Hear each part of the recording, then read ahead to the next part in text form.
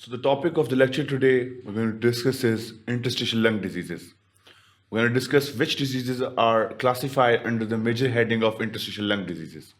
First of all, the name describes that it's going to affect the interstitium. So when we go for the radiological films, we're going to see the interstitial infiltrates. We're going to see some nodules which are not even identifiable. We're going to see some granulomas. So first of all, we're going to start with hypersensitivity pneumonitis. Even the name gives it away. What is hypersensitivity pneumonitis? Type of pneumonitis which occurs because of hypersensitivity of a person to some kind of antigen. That antigen might be dust, that antigen might be organic dust, that antigen might be any other thing that person gets irritated to, that person gets allergic to. So that kind of exposure will lead to hypersensitivity pneumonitis if it's for a very brief amount of time. That's why it will be called acute hypersensitivity pneumonitis. But if a patient has been subjected or objected to that kind of environment in which all those factors which are going to affect him, in this way, the patient is going to develop chronic pneumonitis. First of all, let's talk about what two changes you will see at the alveolar level in a patient who's suffering from hypersensitivity pneumonitis. You see fluid build up in the air sacs because due to hypersensitivity, fluid is going to build up there, and take most of the places in the alveoli. Patient won't be able to breathe. That's what happens if a patient is having an allergic reaction. That patient can't breathe because alveoli are kind of filled up with the fluid. Next one, we're going to have inflamed alveoli. There will be reactions. There will be a lot of reactions going on inside the alveoli, and inflammatory proteins will be coming in to cope with it, and that's why alveoli will be inflamed and the fluid levels will be rising inside the alveoli. So let's discuss what happens. What's the pathophysiology of hypersensitivity pneumonitis? So actually, hypersensitivity pneumonitis occurs in those patients who have already been exposed to that kind of antigen. Those patients who already encountered that antigen and got away with it. They already have specific antibodies present inside their immune system to kill it. So they won't be at much risk because they already have those antibodies. All they have to do is get the immune system active, and then antigen antibody can combat and it can just kill the antigen right away. So why, if we already have antibodies, why are we even getting hypersensitivity pneumonitis? Actually, it's one of like 1,000 cases in which immune system doesn't respond the way we want it to. Immune system doesn't reply the way it should. So it's actually kind of an aberrant behavior of immune system. We're going to see how this happens. First of all, a patient who has already been exposed to this kind of antigen, who has already been exposed to this organic dust or whatever it is that causes hypersensitivity in that patient, he's exposed to that kind of environment. Antigen gets its way through the nose or mouth, and inhalation of organic dust happens. Now, these antigens can be fungal spores, these antigens can be organic dust, these antigens can be anything. Hypersensitivity pneumonitis is also called farmer's lung because it acutely occurs in the farmers. They're exposed to this kind of antigens. They're exposed to this kind of antigens in the field where they work. So we just walk them off the field. We just ask them to stay away from that kind of environment for a long time, and they get treated on their own because they have the immunity, they have the willpower, they have the antibodies present inside their body to fight off their antigen. So what happens is the antigens are going to make their way into your body through inhalation. Next on, we have two processes. We're going to see them very differently here. First of all, antigens binds to pre-existing antibodies in the alveoli. Antigens came through the inhalation, got their way through bronchi, bronchioles, and reached at the alveolar level. At alveolar level, you can see this is happening. Blood supply is coming off, gas exchange is going on. So what will happen? that from a capillary, antibodies will come into the interstitium and meet with the antigens and just kill it off in major cases, in most cases. But maybe they're not going to kill it off. How do we react to this kind of antigen if we don't have antibodies already present? Or, for example, the organic dust was just too much. Antibodies kill most of it, but some antigens are already there, always there. So, what system is going to take care of that? Phagocytosis. So, phagocytosis of antigens by alveolar macrophages will happen. First, the antibodies are coming in, they're killing off, and then phagocytosis starts, and it starts taking the antigens in. So, alveolar macrophages are working at this stage. What happens in both of these cases? In one case, antibodies are fighting. In other case, phagocytosis is happening by alveolar macrophages. Let's see. After 4 to 6 hours of antigen-antibody reaction, after 4 to 6 hours of a patient who's been exposed to that kind of antigen, what will happen? Antigen got into the body. After 6 hours, what will happen? If antibodies are kind of reacting to it and taking care of it, what will happen is that complement fixation and neutrophil exudation will happen. Antigen antibody complexes were already being made there, they were already fighting, and what will happen after 4 to 6 hours? Complement fixation and neutrophil exudation will happen. As you can see, PMN, as you can see, complements will be formed, antigen antibody complements. As you can see, edema will be formed. And this is called acute hypersensitivity pneumonitis. Because this is acute, this is actually kind of a reaction in which you get cough, you get shortness of breath, and right afterwards, you get, after 4 to 6 hours, you get bouts of fever. Why is that happening? Because of this. This whole thing is going on after 4 to 6 hours of exposure. So you get those bouts of fever because of this all system going on inside of your lungs. So complement fixation and neutrophil exudation happened, edema happened, and then this is called acute hypersensitivity pneumonitis. As long as we take the patient, we take the farmer, we take the guy who's been exposed to this kind of antigen away from that environment and ask them not to be exposed to this kind of environment again and give it enough time, the patient can get better on its own. But if the patient is chronically exposed to this kind of environment, now that needs very serious and a very detailed prescription in order to get away from this kind of disease. So, what will macrophages do? Macrophages started to eat antigens. But what if macrophages are unable to digest antigens for days? Now what will happen? Now this was the response I was talking about. This is actually aberrant behavior of immune system in this part, in this scenario. So if macrophages are unable to digest antigens for days, what will happen? They'll start aggregating. They haven't completed their function, they haven't completed their task. So what can they do? They just have to be there. What will happen? The aggregation will start happening, and interstitial lymphocytic infiltrates will come in, and granuloma will start forming. What is granuloma? Granuloma is actually collection of phagocytes, collection of these bodies.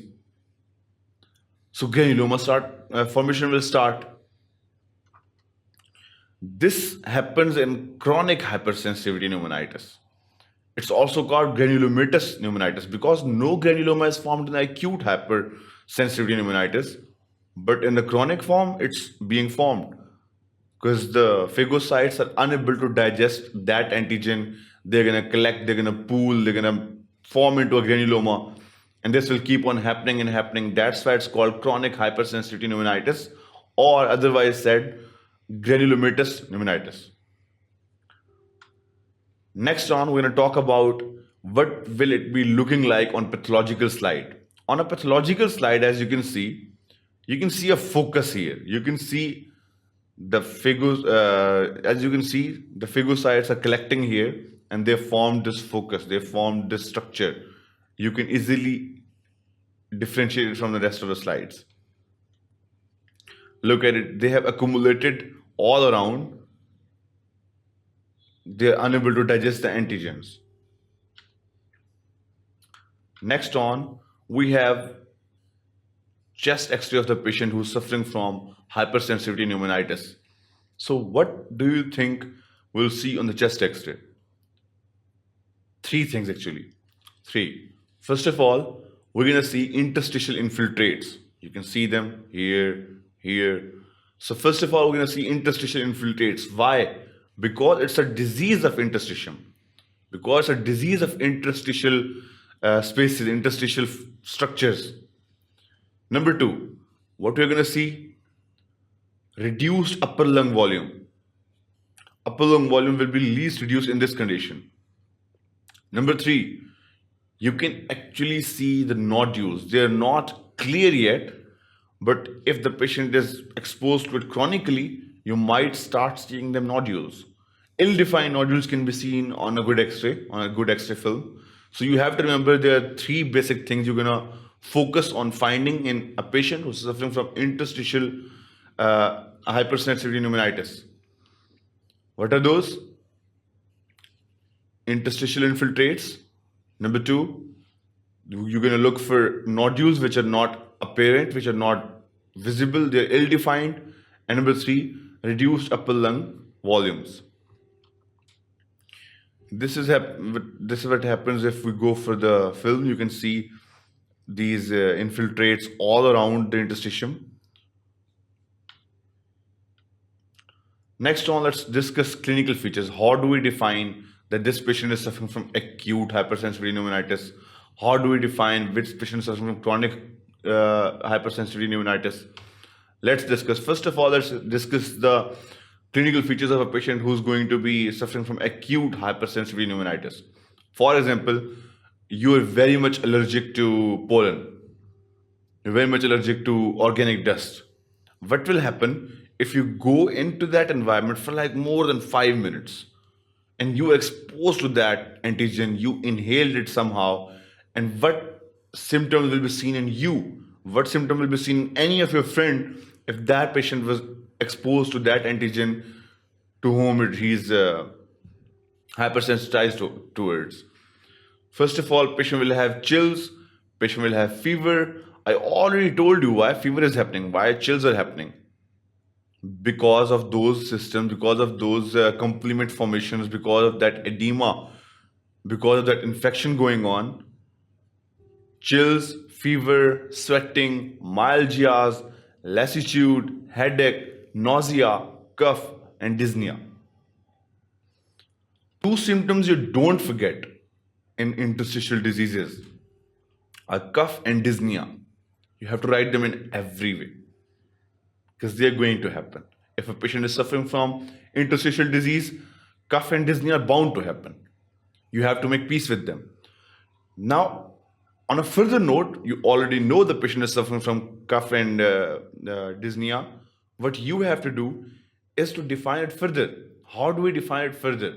How do we define it after this boundary of cough and dyspnea? That's where all the other symptoms come in which chills, fever, sweating, myalgia, lassitude, headache, nausea comes in. So you have to define that. So if a patient who has been exposed to this kind of environment for only 5 minutes and he was exposed previously like years ago or months ago, he's going to get all of these symptoms. All you have to do is get that person out of that environment, give that patient some time to settle, and that patient will be fine. Next on, we have subacute. I already told you two systems are gonna be there. Two clinical features are gonna be there: cough and dyspnea. What happens? It's actually severity of it. It's more severe. Cyanosis happens. Blood is not oxygenated enough now. It's up to that level that it's causing cyanosis. Next on, we have chronic symptoms. A farmer who won't just give up farming. A farmer who knows that he's allergic to this kind of antigens, he's allergic to this kind of environment. These antigens are present in this environment, but he just won't give up. He says that it's my only way of earning money, it's my only way of keeping up with my life. So you cannot do anything. So what symptoms you will be seeing in that patient who's been exposed chronically to antigen to which he's hypersensitized towards? First of all, the cough will be increasing. If it was unproductive, now it will be productive. If it was less, now it will be more and more and more. Next on, we have exertional dyspnea. The moment he'll start working, he'll be dyspneic. The moment he'll start walking even, he'll just sit down after some moments. Because it's worsening. It's worsening. Next one, we have fatigue. Because the body is not oxygenated enough. The body is not oxygenated enough to carry out the function. The muscles are not oxygenated enough. The muscles are not supplied enough with that amount of oxygenated blood supply to carry out all the functions. Next one, we have weight loss. Body will try to compensate. Somehow, the body will try to compensate, and this will lead to weight loss. Next on, we have sarcoidosis. Sarcoidosis now is a multi-organ disease. It's not a disease of only interstitium. It's not a disease of only skin. It's actually multi-system disease. So we're going to talk about which organs are affected in sarcoidosis. For example, this is a patient who's suffering from sarcoidosis. First of all, you can just tell which systems are being affected here just by looking at her. But I'm going to tell you which systems are affected and what diseases are we to suspect in that system of that patient. Brain complications. What brain complications sarcoidosis might be causing? Meningitis. It can cause nerve palsies. It can cause any kind of infection, structural damages. So it can literally screw with the brain and you won't even know. You will only get the symptoms when the damage is already done somehow. Next on, we have eye problems. In eye, it does conjunctivitis. It causes conjunctivitis. It causes papillar edema. Even in some cases, it affects the nerve. It affects the optic nerve and causes the blindness. So, one point you have to know for sarcoidosis, and for example, you have been asked a question in the exam that sarcoidosis must be causing what in the eye. You have always got to go to the extremes because sarcoidosis works on the extremes. It affects the organ at the extreme level. Next time we have salivary glands that's going to cause multiple structures there. Structural damages will be seen in that area of the tongue, and area of the mouth. Next on, we have enlarged lymph nodes in neck and chest. It causes lymphadenopathy. Next on, we have heart complications. What heart complications you might be thinking of? It's a very important question. It's been asked multiple times in the boards and everywhere. What heart complications sarcoidosis causes? Heart complication it causes are MI, heart blocks. This kind of complications are seen in this, and it also affects the valves. Next on, granulomas are formed inside the lungs. What are the complications of lung? Granuloma. I'm going to tell you what actually is the defining character of sarcoidosis right afterwards it. In the liver, it causes liver enlargement, liver cirrhosis even in some cases. In spleen, it causes spleen enlargement. And then on the skin, it causes erythema nodosum on lower leg and ankle. In some cases, there's a triad that we see. Erythema nodosum, lymphadenopathy, and fevers and chills are happening inside the patient. You can see the triad happening in a patient with sarcoidosis. So sarcoidosis affects multiple organs. But basic organs which are going to get affected are three. Eyes, skin, and brain. But these three organs are which are going to get affected, like 80%, 70% chances of being affected.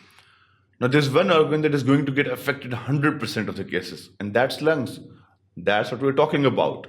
So in the lungs, it's going to cause granuloma formation.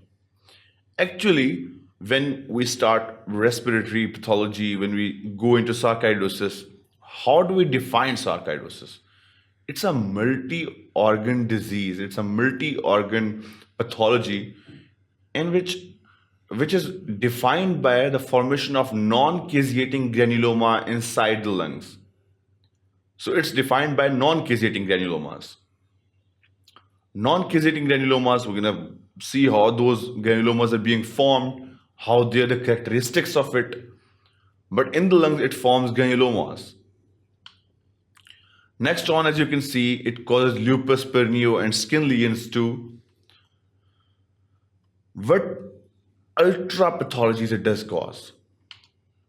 Enlarged lymph nodes in chest near windpipe and lungs. What's going to happen there? Somehow it's going to affect your windpipe. Somehow it's going to choke you. And then scarring and granuloma in the lung, we have already talked about it. It's a main feature, characteristic feature of the disease. It's going to cause granuloma inside the lung. Next on, we're going to talk about the pathophysiology of sarcoidosis. What's the pathophysiology of sarcoidosis? So we already talked about it's a multi-organ disease. You have to know that. First of all, you have to know that it's a multi-organ disease. It's not going to cause pathology in only one organ. It's going to cause pathology in your immune system and then affect your body. How does it affect your immune system? We're going to talk about it. First of all, here are macrophages with dendritic cells present. Antigen comes in. Now this is actually a failure of the immune system. Antigens come in. What will happen? Failure of primary responders will happen. Neutrophil, eosinophil, basophil, they'll start to come in, but they are failing. They're failing in comprehending that. They're failing in attacking them. So what will happen now? Primary responders are not good enough. T helper cells will be activated. Then we have this reaction going on. HLA class 2 molecule, TCR, T lymphocytes, CD4 will be formed. Tumor necrosing factors will be coming in. Interleukin 2 will be coming in. All of these factors will come here, act on that. And what will happen? Th1 response. And due to which tumor necrosing factor alpha, interleukin, beta, they're going to act on all of it and they're going to form granuloma. We already talked about what granuloma is, right? It's actually macrophages who are grouped together. And they're unable to evade that. They're unable to leave from there. Those structures are going to get accumulated together and they lead to the formation of granuloma. First, let me tell you how granuloma is formed. In the center of granuloma, it's always elongated fibers which are surrounded by all of these immune structures that we talk about. It's surrounded by basophil, eosinophils, it's surrounded by T helper cells, it's surrounded by all of that. But it's in the center, it's surrounded by elongated molecules, long molecules which are present here, and it's going to form into granuloma. So these are actually phagocytes which accumulated together because of the failure of the first responders. They came in, they got in, they tried to comprehend, but they couldn't, and this led to the formation of granuloma. Now, granuloma formation is characteristic finding of sarcoidosis. So if a patient, we say this patient suffers from sarcoidosis, what test you'll go for? You'll go that this patient is going to have granuloma inside the lungs. What will you see on pathological slide? You can easily tell this one. You can see all these focuses. You can see non-caseating granulomas happening here. You can see all the accumulation of these phagocytes. You can see the accumulation of rim. Actually, what we call it is a rim of other cells like T cells and B cells and monocytes and nucleocytes and eosinophils and neutrophils. They all form a rim around it, which gives it a characteristic shape. Next on, we have uveal interstitial pneumonia. What is uveal interstitial pneumonia? Pneumonia which is caused because of some factors, and it's going to cause the interstitium. It's called uveal interstitial pneumonia. You can get anything out of the name. So one thing you have to know is what is uveal. What structures are we talking about that are going to cause uveal interstitial pneumonia? How does this happen? So that you might jump into the pathology of this. First of all, let me tell you that this leads to fibrosis in lungs, which in turn, you can see if we go for the ultrastructure, damaged bronchioles and alveoli can be seen in uveal interstitial pneumonia. And fibrosis between alveoli is very evident in this structure. So in uveal interstitial pneumonia, fibrosis of the lungs will be happening, in which two things at the ultra level will be happening, that damaged bronchioles and alveoli will be seen, and between alveoli, there's fibrosis. This you can see, this is fibrosis. Next on, let's talk about the pathophysiology of uveal interstitial pneumonia. What happens is the patient is suffering from no disease, patient is normal. We have normal bronchoalveolar epithelia, patient is very much fine, he is roaming around, he is having fun in the rain, he is having fun in enjoying the weathers and stuff. But what happens is predisposition of stuff happens. What stuff are we talking about? What kind of stuff predisposes and leads to the usual interstitial pneumonia? First of all, aging. Patient is getting old. Maybe some degradation factors are already there. Maybe his immunity is at that level that it's resisting up till now, but with aging, resistance will go low and patient is going to get usual interstitial pneumonia. Next on, we have smoking. If a patient is smoking, for example, that patient was smoking like 2 cigarettes a day. Now the patient is smoking 4 cigarettes a day. And after some days, that patient is smoking a whole pack of cigarettes. These predisposing factors will just accumulate until it reaches up to that level that it affects the body. It affects the interstitium. It affects the whole lungs by causing the usual interstitial pneumonia. What happens in usual interstitial pneumonia? We all know that it's going to cause fibrosis. It's going to damage the bronchial level, it's going to damage the alveolar level, and between the alveoli, we're going to see the fibrosis. So if not all, multiple air sacs will be destroyed. Next on, we have infections. If a patient has been exposed to chronic infections, if a patient just keeps getting infections, if a patient is autoimmune disorder, it's very easy for him to get lung infection. Those infections will just predispose that edema will be happening again and again, and that whole reactions will be going on again and again, and neutrophils and a lot of cell matrix will be there. Somehow, someday, it will lead to usual interstitial pneumonia. Then we have environmental insults. We already talked about it. If a patient is suffering in such an environment in which those antigens are present to which he is allergic to, or if a patient is working in a coal mine. If a patient is working in a coal mine, it's an environmental insult. You're inhaling the coal. You're in that kind of environment which is not suitable for your lungs, but you're doing it anyways. So what will happen? Usual interstitial pneumonia. Next on, we have genetic predisposition. Some people have it in the families. This runs in the families. So you might get it from your parents.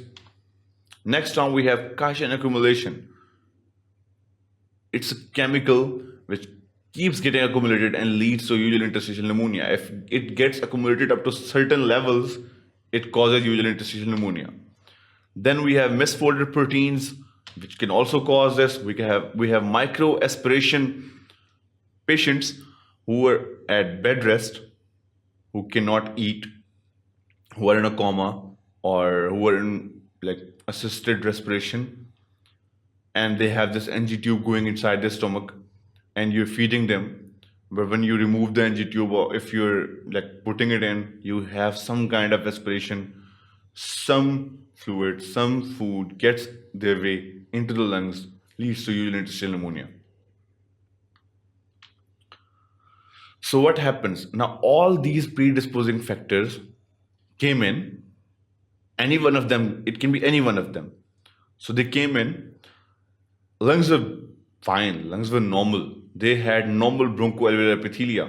What will happen now? These will stress the upper respiratory tract, upper respiratory region. This will stress it. on the other side, increased turnover will happen. So ES stress UPR will lead to apoptosis and go into increased turnover. And both of these, even if this doesn't happen, if this apoptosis doesn't happen, both of these will go into senescent bronchoalveolar epithelia. Epithelia which was normal, after the increased turnover and stress, will lead to senescent bronchoalveolar epithelia. When it had increased turnover, replication of telomere shortening will be happening right alongside it. So afterwards, a critical short telomere will be found.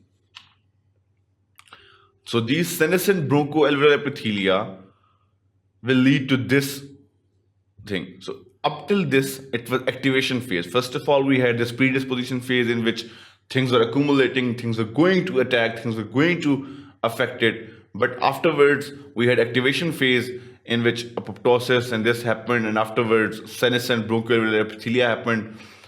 So this is activation phase, and now the progression is happening. Now the infection is going forward. So what will happen? Activated fibroblast differentiation will start. You can say PDGFA, AVB6, WNTS, TGFB, all of this, and they somehow affect the senescent bronchoalveolar epithelia in turn too. And these will finally be converted into activated fibroblast differentiation. And what will happen to this? This activated fibroblast differentiation will lead to deposition of pathological matrix inside the lungs. And this will lead to usual interstitial pneumonia. And if it goes on for a long time, what will happen? We all know it's going to destroy the bronchial level, it's going to destroy the alveolar level, and it's going to cause fibrosis between the alveoli. So airspace will be gone. That's why patient will experience dyspnea. That's why patient will experience all of that cough, which was already coming from. So cough and dyspnea will be happening because of this. But afterwards, what's happening? Patient is going to get all of those symptoms in which you feel like the patient's respiratory system is failing. Because fibrosis is happening inside the lungs. Patient is not able to comprehend the demand of oxygen inside the body. Next on, we have honeycomb lungs. But in usual interstitial pneumonia, you get honeycomb lungs. What is the term honeycomb lungs? As you can see, these are terminal bronchioles which end up in alveoli, right? This is called acinus actually. We're going to talk about it. So what happens is reactive interstitial inflammation will be happening when injury is already happening to that patient at the alveolar level. We just talked about. What happens is that acinus is affected, right? What will happen here? Chronic inflammation, fibroblast, fibrosis is happening and happening and happening, which will cause it to just go away, which will cause this to terminate. Alongside it, amputation of distal area will happen. You can see the amputation going on here. And ingrowth of bronchiolar epithelium will be happening. So ingrowth of epithelium is happening, chronic inflammation is happening, and amputation of distal airway is happening because of this disease. So what will happen at the end of it? You can see collapsed and amputated distal airway. So no gas exchange here. It's compromised now. Lungs are compromised now. And if it's affecting most of the lungs, patient is not going to have enough oxygen to saturate the blood. Dense fibrosis, we talked about that between the alveoli and the level of the alveoli. Dense fibrosis has happened. So this cannot participate in any kind of gases exchange. You mind that. And now we have bronchiolar epithelium right here. Let's talk about what morphological slide will be seen, what kind of morphological slide will be seen in a patient who's suffering from usual interstitial pneumonia. So what do you think will you see? We have already talked about it. Fibrosis is happening. Necrosis is happening. At what level? Bronchiolar level and alveolar level. So this is what the lungs will look like. Fibrosis is happening at the alveolar level. This is what lungs will look like. That somehow, somewhere, lungs just melted. You can see it. This will be seen on the slide. You can see a lot of necrosis going on, and fibrosis has already happened, and all of the matrix is even gone in some places. Next on, we'll focus on it and we'll see this. You can see a lot of fibrosis happening. You can see them structure which is dead, and you can see these are identification points for you. Next now we have clinical features. What clinical features we will be looking for in a patient who's suffering from usually interstitial pneumonia? First of all, patient will have clubbing of fingertips. You're going to have to look for it, clubbing of fingertips. Then patient will have tachypnea at rest. Why tachypnea at rest is happening? Because patient is not getting enough oxygen. Even at rest, a lot of fibrosis is happening, a lot of alveolar level is compromised, not enough gases exchange is happening. So body wants more oxygen. Patient will be tachypnic at rest to try and compensate for the loss of oxygen. So body will want to increase the respiratory rate in order to get more oxygen, to saturate more part of blood or more percentage of blood so that body can function normally. Next down we have cyanosis. Because the blood is not oxygenated enough, what will happen at the peripheral level of the body? Blood is not oxygenated enough to supply their demands of oxygen. So this will be seen at the fingertips, cyanosis. Next down we see cor pulmonale. Why do you think cor pulmonale is happening? Whenever the lungs are affected and body is not getting enough oxygen, what will happen? The response is that blood starts accumulating, blood starts pooling in lungs so that it gets enough time to get oxygenated. Maybe the body thinks maybe it's a time. The blood is not getting enough time to get oxygenated. But the reason is that not enough airspace is present, not enough alveoli are present, not enough gases exchange is happening. So blood will start pooling in. So what will happen? These pulmonary vessels have an effect on the heart. When the blood starts pooling, it's going to affect right ventricle. When it's going to affect right ventricle, the pooling is happening. Right ventricle will have to push so hard in order to give more blood. Then it will affect right atrium. Then it's going to affect left ventricle. Then it's going to affect left atrium. So it all leads to pathology of even CVS. So cor pulmonale you have to look for in this kind of pathology. Next on we have non-specific interstitial pneumonia. So it can be because of an infection.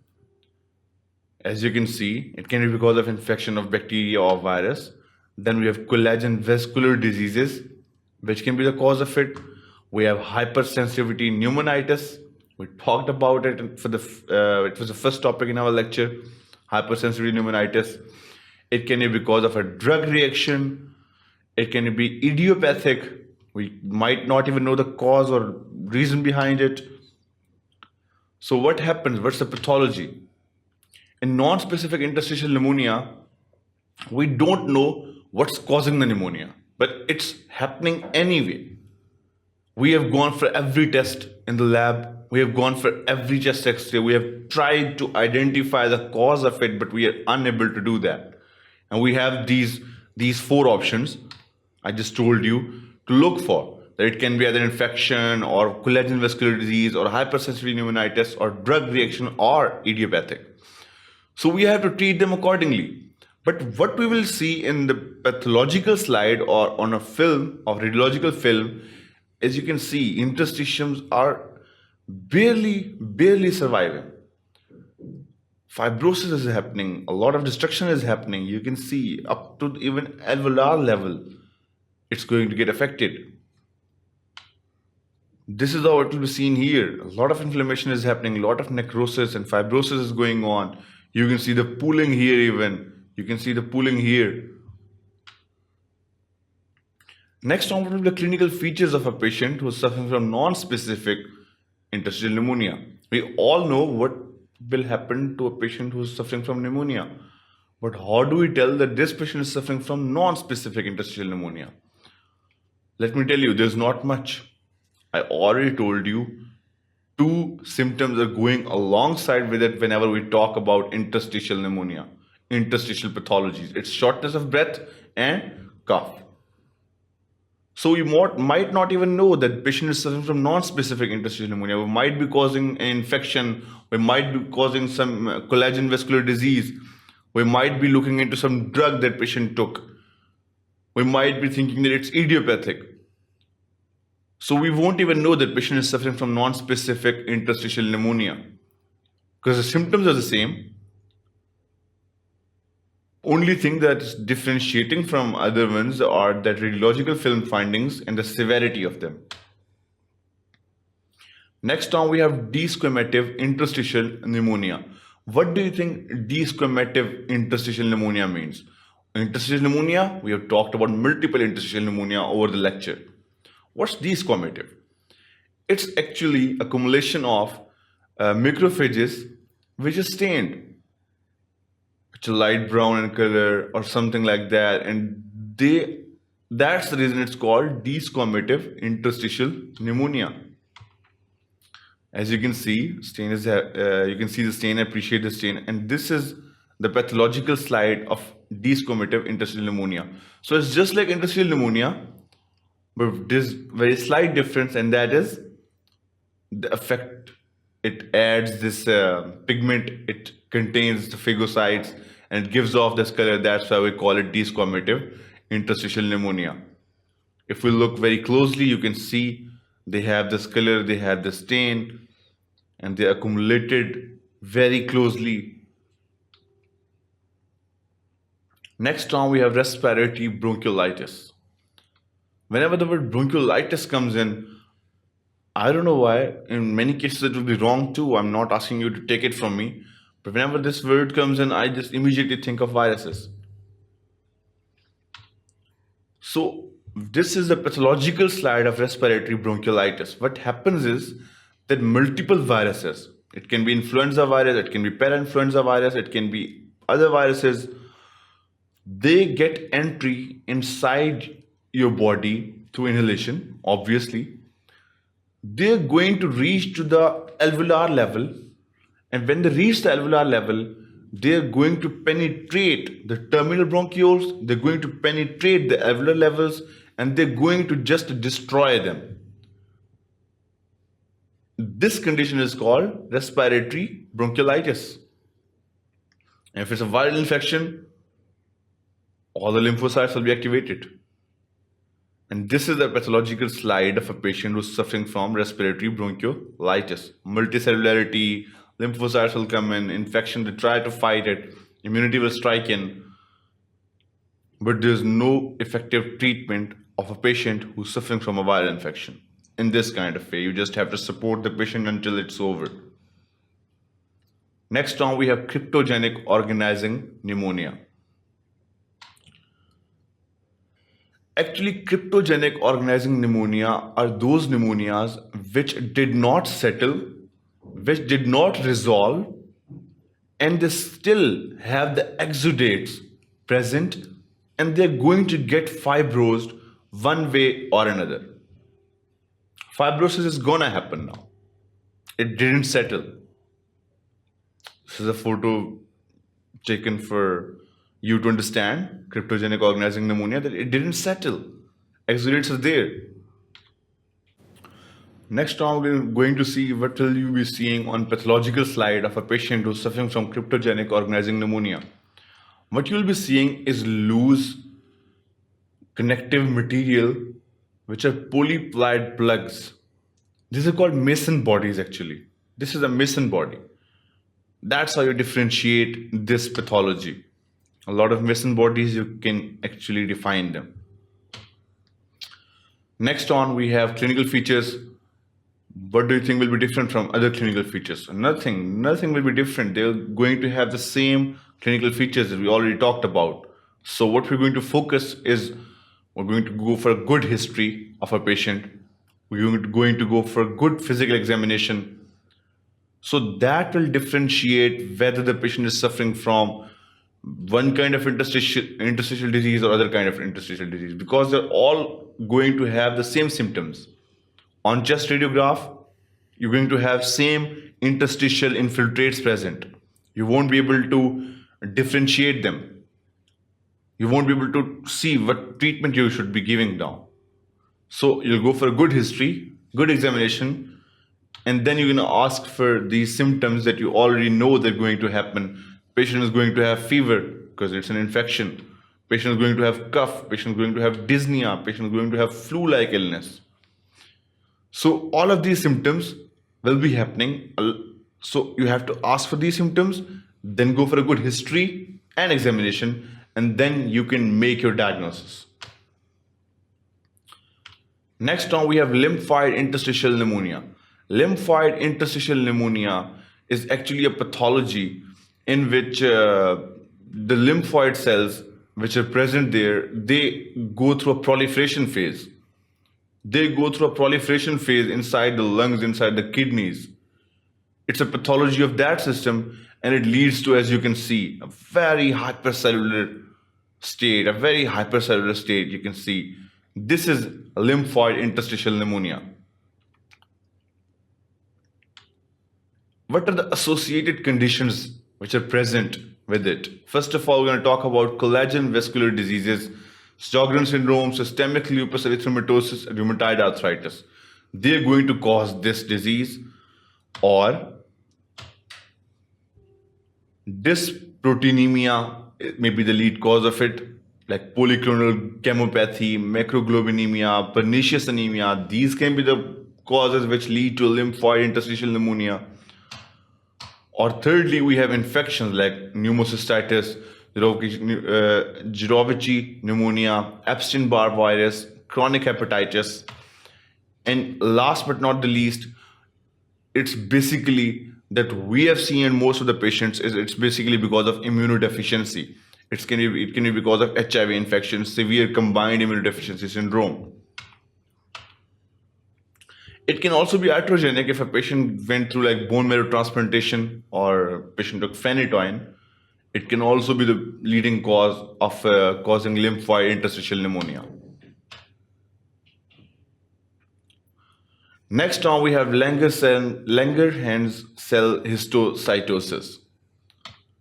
As you can see, very abnormal proliferation of Langerhans cells occurs in this condition and leads to this pathology, and you can differentiate them on a pathological slide by just looking at it, that this is a differentiation point. Even the stain is different, and you can see and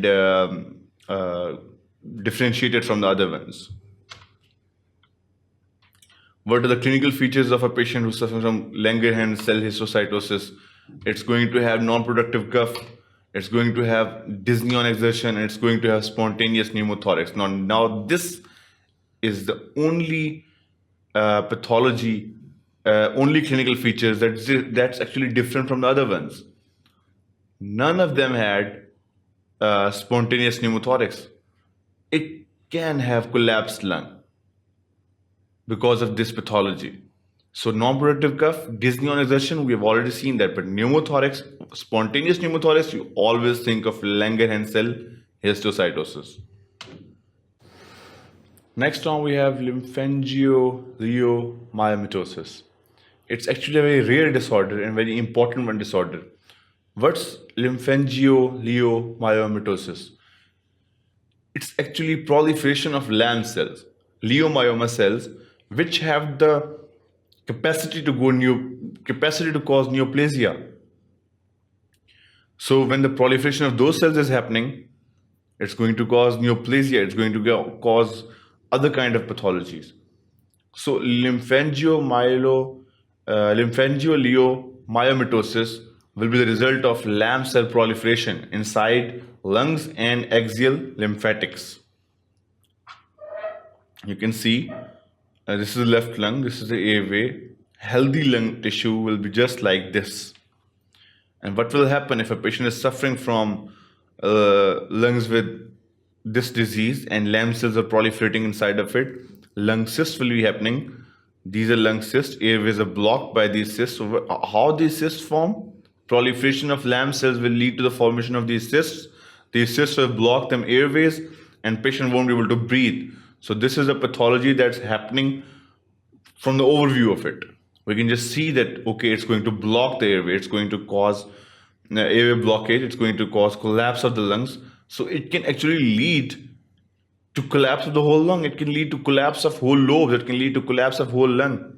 If cysts are occurring there, they're blocking the airways. It can cause blocked, like a whole bunch is blocked, or the whole lobe is blocked, or even the whole lung is collapsed. So next on, what we'll see on the morphology, this is how you'll see it on the morphology. You can see destruction happening at a very severe level, and you can see blockade is happening here. You can easily identify the hypercellularity and cell structures which are not of its own. These structures, lamb cells, are proliferating inside of it. So what are the actual clinical features which we'll be seeing in a patient who's suffering from lymphangioleiomyomatosis? First of all, shortness of breath, we know that. Then we have spontaneous pneumothorax.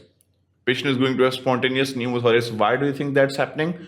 Because cysts are happening which compromise the entry of the air into a certain part of the lung. Now that part can be a very small alveoli, but that part can also be a total lobe. That part can be a total lung. So spontaneous pneumothorax can happen. Then we have hemoptysis. Hemoptysis will be happening, structures are being formed, integrity of the epithelium is being destroyed. So hemoptysis will be happening, patient will have cough, patient will have dyspnea, patient will have callous effusion. So what we learned in this lecture are interstitial diseases.